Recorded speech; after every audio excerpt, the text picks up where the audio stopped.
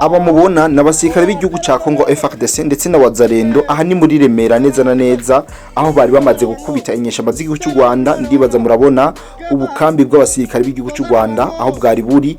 Manje kwacisha mu ino video kugira ngo mubashe kubona amafoto n'amavideo ivyerekana yuko FARDC yamaze kuba yigarurira Remera bidasubirwamo. N'amakuru twakomeje kubaha, twakomeje kubatohoreza kandi yizewe. Rero tuvugana Remera deja récupéré à 100% n'ingabo za leta iharanira demokrasi ya Congo ifashijemo n'ingabo z'u Burundi, ingabo za Wazalendo ndetse ikoalisho yose abayifasha muri rusange. Kaze rero mwana makuru. Iyi ni breaking news bakunze mudukurikirana aho FARDC, FDNB ndetse na Wazalendo bahejeje kwigarurira ubuce bugera kuri bune amarokalite agera kuri bane babanje gukubita mu gihorihori inonyesha amazigo cy'u Rwanda harimwo Red Tabara ndetse na Twigwaneho.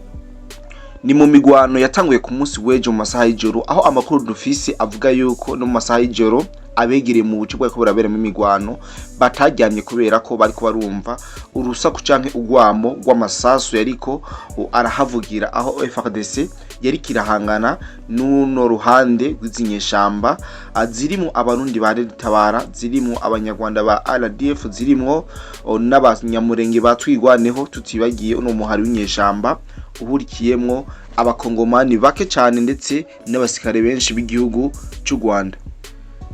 Muri zino nkuru zacu turaza kubabwira ibiko birabera muri teritwari ya Kabare naho imigwano ikomeye cyane iriko iraba kano kanya tuvugana aho mu bice ubigera kuri bitatu naho ariko haracu wambaye kuko hari kuvuzwa ubuhuha bw'amasasu menshi cyane kandi abene igihugu baho nta nubwo biriwe batonda ku bikorwa nko bari basanzwe babikora. Abenshi bagumye maze gukwanka yuko bashobora guhitanwa n'ibi bitero biriko birabera ngaha muri teritwari ya Kabare. Ku rundi ruhande abakomando b'inyeshamba z'igihugu cy'u Rwanda baheruka kurangiza ikosi batanguye gufatirwa ku mirongo y'urugamba kamwe kamwe ku buryo nabone uburyo basigura ukungene baje ngaha mu gihugu ca Congo biboneka neza yuko harimo urujijo rwishi rwo hoba harabaye akagambane kadasanzwe. Sivyo gusa societe civile ziri kwamagana canke ziri kwiyamiriza inyifato y'inyeshamba z'igihugu cy'u Rwanda AFC M23 kuko iheruka gukora kabikabishe muri Gwinsankuku cyane mu kwica bene gihugu no guturira amazu y'abene gihugu. Ibi byose turaje turabire hamwe ingene vyifashe eske aha muri Gwinsankuku zino nyeshamba z'igihugu cy'u Rwanda nike kintu zahoye abene gihugu mu kubica ndetse no kubaturirira inzu zabo. Renda gusaba utarakora subscribe urabe musi ino video gato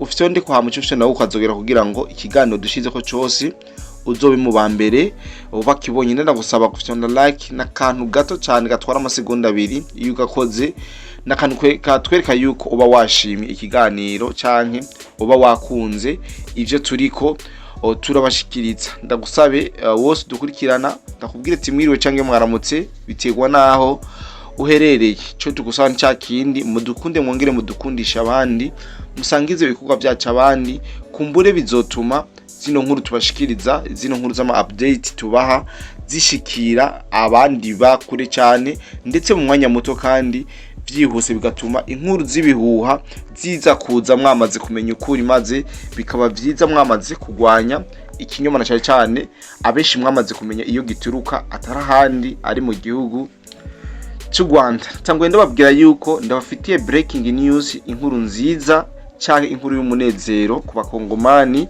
ni n'inkuru y'umunezero ku bakunzi bose b'amahoro, abakunzi b'igisirikare cya Congo FARDC, abakunzi b'igisirikare cy'u Burundi FDNB ndetse n'abakunzi ba Wazalendo muri rusange. Aho FDNB ingabo z'igihugu cy'u Burundi zifadikanije azifashe mu mugongo FARDC ndetse na Wazalendo muri aka gatondo kuno munsi w'igenekerezo rya 20 bahejeje kwigarurira amarokalite agera kuri 4 babanje gukubita mu gihorihori inyeshamba z'igihugu cy'u Rwanda M23, Red Tabara ndetse na Twigwaneho. Mushobora kwibaza ati vyagenze gute kugira ngo izo rokalite zose zigera kuri 4 zigaruke mu maboko y'igisirikare ca Congo. Nkuko twatango tubibabwira nuko ino migwano yatanguye ku munsi w'ejo inyuma yaho FARDC n'ingabo z'u Burundi bamaze kuba bafata mu ntoki ubuce buri très strategique nka za point zero. Murabizi yuko bahafashe bahasiga mu ntoki atampungenge, ndetse ku munsi wejo bongerako Remera. Muri Remera twabwiye yuko ariho hari base arrière, ndetse hariho na etat major yizinyeshamba za twigwaneho, ndetse amakuru dufise yizewe nuko na Colonel Sematama bivugwa yuko yoba yarapfiriye ngaho Remera, ariho yarasanzwe afise ibiro ngaha muri Remera. Rero ubu buce bwose buri strategique burafasha cyane mu kugwanya uwo muhanganye. Buno buce amakuru dufise nuko kandi yizewe twanabamenyesheje nuko bwamaze kuba bugaruka cyane a 100% mu maboko y'igisirikare ca Congo. Inyuma y'ubwo niho FARDC yakomeza imigwano ikomeye cyane atakwicara, ko amakuru dufise bamaze kwigarurira Remera imigwano yarabandanije FARDC igerageza gupenetra mu bindi bice byarimo inyeshamba z'igihugu cy'u Rwanda, aho twabwira yuko mu kubandanya kw'imigwano kwa FARDC ariho baciye bonyene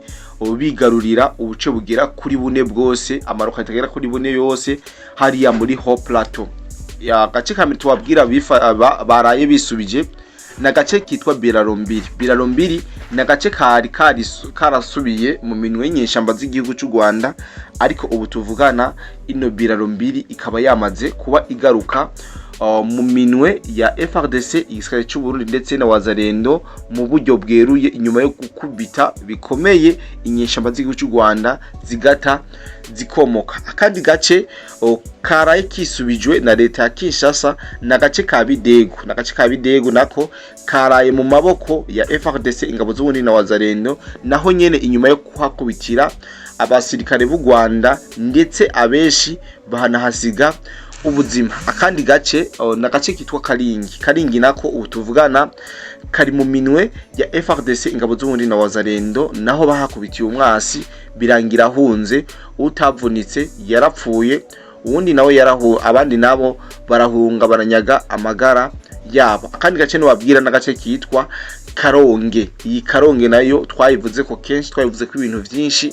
Ino Karonge nayo bidasubigwamwo yamaze kuba igaruka mu maboko ya FARDC. Ibi bice byose tubabwiye bahakubitiye umwasi M23 MLDP twigwaneho, ndetse na Red Tabara, igisirikare cy'inyeshamba z'abarundi zigwanya leta y'u Burundi, nabo baraye bakubitiwe ngaha muri buno buce cana ano marokalite agera kuri enda babwiye, harimo Birarombiri, Bidegu, Karingi ndetse na Karonge, baraye bahakubitiwe hamwe n'imbwa zimoka. Ubuce bufashwe babwomeka kuri point zero, ndetse na Remera inyuma y'imisi mitari myinshi cyane hasubiye mu minwe y'igisirikare ca leta. Amakuru dufise ava ku mirongo y'urugamba, amakuru dufise azira ibihuha kandi yizewe, nuko zino nyeshamba nubwo tutaramenya umubare canke igitigiri caguye, igitigiri cy'abasirikare baguye muri zino ntambara,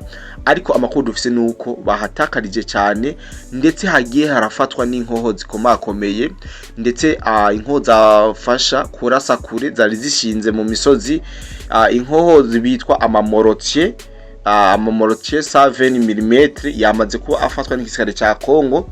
Ni inkoho zariko zirifashishwa n'igisirikare cy'igihugu cy'u Rwanda mu kugwanya leta ya Congo, nabo bifadikanije mu kugarura amahoro n'umutekano ngaha mu buseruko bwa Congo. Twababwira yuko hanafashwe mpiri abasirikare batari bake b'abanyamurenge, ndetse n'abanyarwanda, harimo n'abarundi ba Red Tabara, nabo harimo abamaze kuba bafatirwa muri no migwano yariko irabera muri zino lokalite mejeje kubabwira mu kanya gato karenganye. Rero murumva yuko ibiharuro ari vyiza, ari biharuro biganisha ku ntsinzi leta ya Congo yabatsinze muri diplomasi.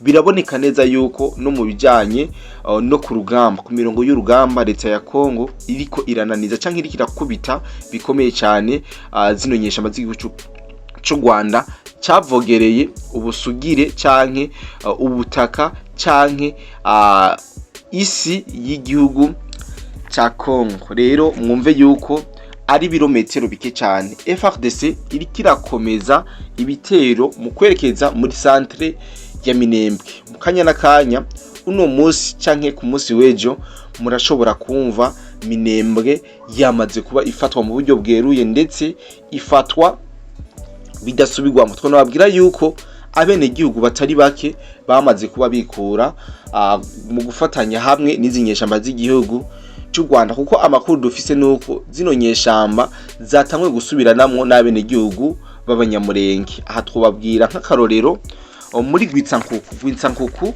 na gace karimwo inyeshamba z'igihugu z'u Rwanda ndetse zari zisanzwe zicumbikiwe n'abene gihugu, aho FARDC yazirasa zikirukira mu mazu y'abene gihugu. Ariko ubu tuvugana separoka ubu siko bimeze, kubera ko bisa nuko abene gihugu bo muri Rwitsankuku baciye ubwenge ndetse bamaze kubona yuko zino nyeshamba z'igihugu cy'u Rwanda ataco ziriko zirabamarira, ahubwo ari kubaganisha ku biriyo vya misi yose canke ari kuberekeza ku rupfu canke kwirimbukiro. Rero amakuru dufite yizewe nuko uno muhari wa nyeshamba z'u Rwanda M23 umaze kubona yuko abasirika prito abene gihugu bo muri Rwitsankuku batakibaha ugwere canke batakibaha gwere, baciye bafata umugambi wo kugira ngo bakomeshe abo bene gihugu, aho barashe ibikobo binini mu mazu y'abene gihugu ngaha muri Rwitsankuku ndetse ayatari makeyo barayaturira. Niyo makuru dufite yizewe. Amakuru twagiye kumenya mu itirwa ry'ayo mazu nuko abatari bake bashoboye guca bahapfira, n'abana batari bato barapfiriye mu mazu, kubera ko zino nyeshamba z'u Rwanda zahise ziturira amazu, kubera ko abene gihugu mu bwo buce base kwifadikanya n'izo nyeshamba z'igihugu cy'u Rwanda. Rero ubuzima bwabo buri mu kangaratete, kubera ko base kwifatanya nabo umwanya n'umwanya baragaba ku bitero. Mwumve yuko nubwo aba banyamurenge bariko baragabwa kw'ibitero n'izi nyeshamba ziwabo, wumve yuko bamaze kumenya ukuri kw'ibiriko biraba, bamaze kumenya ukuri kwizi ntambara, kuko akenshi mu misi irenganye vyasa nuko umengo ntibazi ivyo barimo canke ntibaramenya urugamba rurimo, kuko uwo bashigikira niwe yari afise mission yo kugira ngo abashobore kubarimbura canke kubakoresha nk'igikoresho kugira ngo ashobore gushika ku nyungu ziwe. Ariko ubu ni intambwe nziza, kuko bariko barabona yuko abo bafatikanije nabo canke abo bashigikiye ataco bazobamarira, ahubwo vyiza ari uko bo kwisubiza canke bakishikana kwa leta irongowe na Fatibe kugira ngo ishobore kubamenya buri kimwe. Nayo igihugu cy'u Rwanda cyo kibaronderamwe amaronko, kibaronderamwe ibidandazwa, kikabaronderamwe ivyunguka akavuze abaraho. Rero muri Rwitsankuku abene gihugu ubwoba ni bwinshi, ariko naho twizeye yuko ibintu bigiye gusubira mu buryo, FARDC ikarinda bino bitero by'inyeshamba z'abanyarwanda ziriko ziragaba mu bene gihugu. Nari nababwiye yuko tuza gusimbira no muri Teritwari ya Kabare. Teritwari ya Kabare ni muri Sud Kivu, naho birumvikana neza. Amakuru dufise yuko imigwano idasanzwe ikomeza kubera muri ino Teritwari ya Kabare kuri uno munsi w'igenekerezo rya 20 ukwezi kwa kabiri umwaka wa 2026, nuko muri kino gitondo cy'uno munsi hazinduriye imigwano idasanzwe mu buce butari buke, ndetse amakuru dufise nuko ino migwano iri kirabera mu buce nka Bunyakiri, ubuce nka Kisirusiru ndetse na Kalongo, aribwo buce novuga yuko buriko buraberamo imigwano idasanzwe, aho FARDC iri kiragerageza gutuza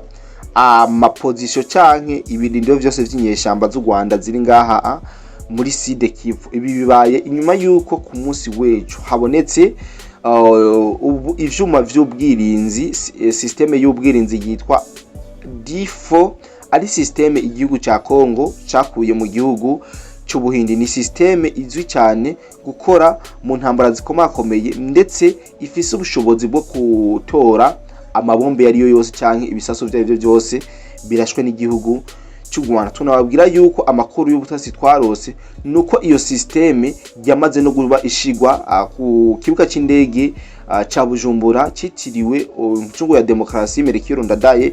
Naho amakuru dufise nuko ivyo vyuma vy'ubwirinzi vyamaze kuhashigwa mu kurinda umutekano w'ico kibuga mpuzamakungu c'igihugu cyo Burundi. Aya yose n'ayandi namakuru twabashikirije ku munsi w'ejo, ariko mu nkundire turabe ingene ibitero vyo ngaha muri teritwari ya Kabare nce cyane muri zino lokalite navuze za Bunyakiri, Kasirusiru ndetse na Karongo, ukungene imigwano ikomeye iriko irahabera, isibaniro iriko irahaba, aho amakuru dukuraho abenegihugu baho bavuze ndetse bavuze ko bumiwe kubera ko ibiriko birabera muri zino lokalite, kuko bari kumva urusaku canke ugwamo rw'amasasu menshi ariko aravugira muri buno buce, imigwano ikomeye, imbunda ntonto ndetse na nini ziriko ziravuza ubuhuha muri bino bice. Kumbure n'inkuru tuza kuguma tubashikiriza, tubabwire ukungene bimeze, tubabwire eske ni bande bagize akayisite ndetse ivyahononekariye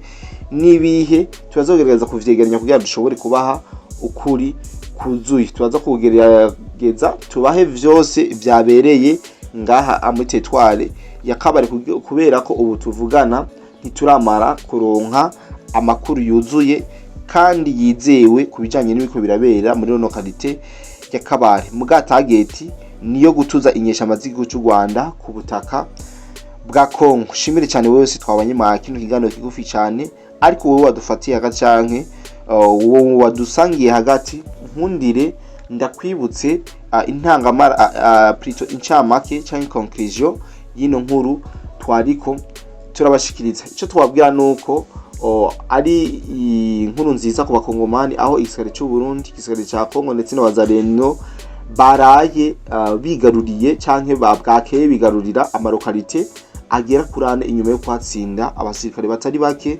b'igihugu cy'u Rwanda.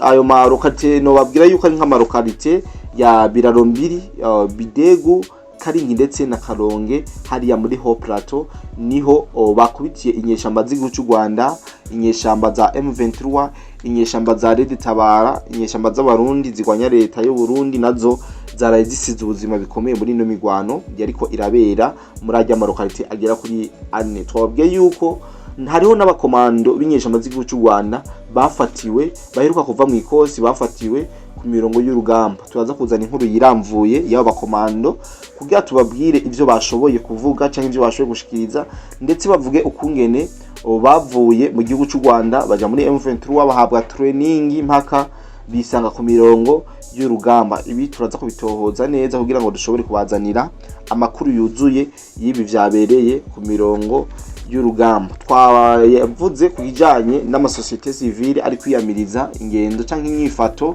yizinyishamba z'igihugu cy'u Rwanda, aho vyagaragaye yuko ruri muri Gwitsankuku, kubera ko abenegihugu base gukorana n'uwo mutwe w'izinyeshamba batanguye kwica abenegihugu nce cyane mu kurasa ibisasu ndetse no guturira amazu mu benegihugu, ndetse no kurasa ibiko bikomakomeye muri amazu y'abenegihugu, bigatuma abenegihugu benshi bangara, abandi bakahasiga ubuzima kubera ko base kwifatikanya cyane mu kubaha ivyo kujya no kubaha indaro. Ibi byose twebashikirije nibiriko biriyamirizwa na societe civile ikorera ngaha ku butaka bwa Kongo. Ubuce butari buke bukomeza gufatwa cyangwa kwisubizwa na leta ya Kongo, babushira kuri point zero ndetse na Remera, ubuce bubiri buri strategique mu vyingwano ngaha ku butaka bwa Kongo. Ikindi twababwiye nibijanye n'imigwano idasanzwe ikomeye cyane iriko irabera ngaha muri territoire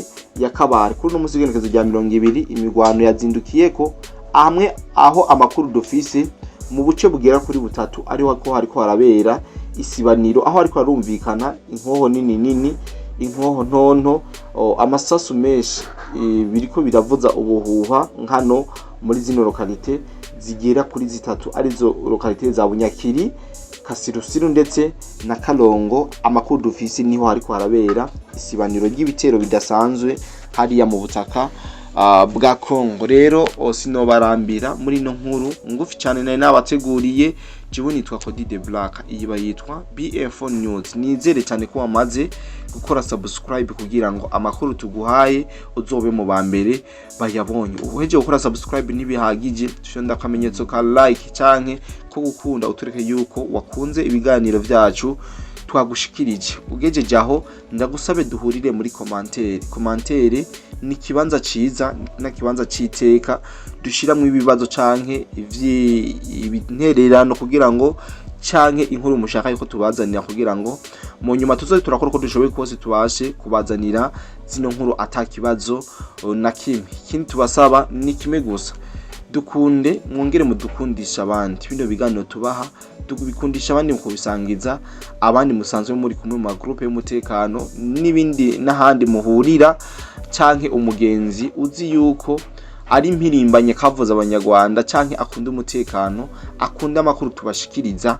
aze arayumva atakibazo na kimwe. Tuzokomeza ndetse tuzogira n'inguvu nyinshi zo kubaronderera amakuru menshi kandi yizewe, kandi ntacyo muzigera mutuburana kubera ko twaramaze kwiyemeza, twaramaze kuza neza kugira ngo dushobore kubaha amakuru ari ku mirongo y'urugamba ndetse amakuru y'umutekano, amakuru yo mu karere kose k'ibiyaga binini, ndetse binakunze tubatembereze muri Afrika yose irongowe na nyene icubahiro General Major Evariste Ndayishimiye ku bumwe bw'abanyafrika, Union Africaine. Ibi twaravyiyemeje, niwo muhamagaro kandi ntidushobora kwanka vocation twahamagariwe, dutegereza kubakorera buri kimwe kugira ngo mwishime mubeho muzi ibiriko biraje imbere mu karere kacu. Ceni twa Kodi kandabika abantu kumure turongera mu bindi biganiro.